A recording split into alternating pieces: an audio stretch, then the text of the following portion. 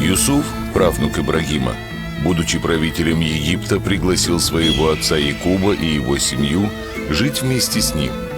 Сыны Исраила, потомки Якуба, жили там много лет.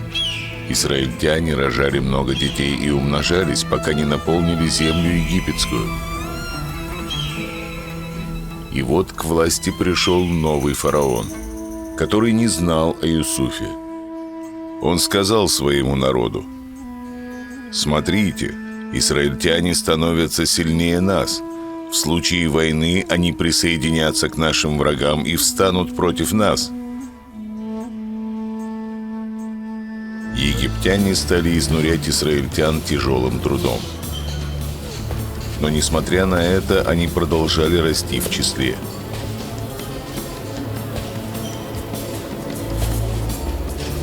Из страха египтяне безжалостно подвергали их непосильной работе. Фараон сказал повивальницам: «Сразу после родов у израильтянок, если родится мальчик, убивайте его, а если девочка, оставляйте в живых». Но повивальницы боялись Всевышнего и не исполняли приказ фараона. Они оставляли мальчиков в живых. Представ за это перед фараоном, повивальницы сказали: «Израильтянки крепкие и рожают еще до нашего прихода». Тогда фараон приказал: «Каждого мальчика, который рождается у израильтян, бросайте в реку Нил». Одна израильтянка не смогла кинуть своего младенца в Нил и прятала сына 3 месяца. Больше она не смогла скрывать ребенка, поэтому положила его в корзину на берегу Нила. Сестра младенца встала поодаль, чтобы увидеть, что с ним случится. Дочь фараона спустилась в реку купаться и увидела корзину.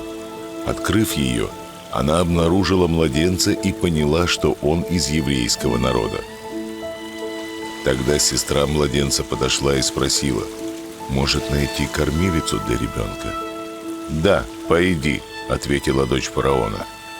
Девочка пошла и привела мать младенца. Дочь фараона сказала ей: «Возьми и вскорми младенца для меня, а я тебе заплачу». Когда ребенок подрос, израильтянка отвела его к дочери фараона, которая усыновила мальчика, назвав его Муса. Он вырос во дворце и изучал все египетские науки и мудрости. Однажды он пошел к своим соплеменникам и увидел, как египтянин бьет израильтянина.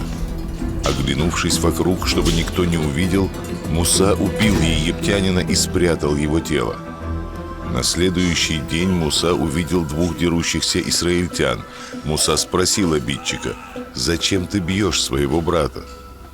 Тот ответил: «Кто поставил тебя судьей над нами? Не думаешь ли ты убить и меня, как убил египтянина?» Муса испугался и подумал: «То, что я сделал, стало известно». Услышав об этом, фараон хотел казнить Мусу, но Муса сбежал в пустыню далеко от города. Там он встретил мадианитянина, женился на его дочери и работал на него пастухом.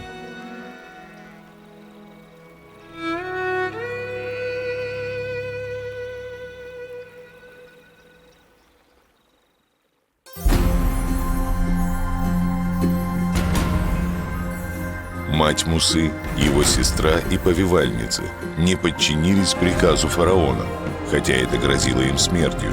Почему? Что подтверждает тот факт, что Муса знал о своем еврейском происхождении, хотя воспитывался во дворце как сын фараона.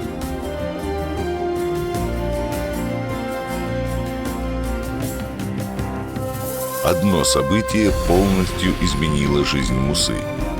Как насчет вас? Какие события кардинально изменили вашу жизнь?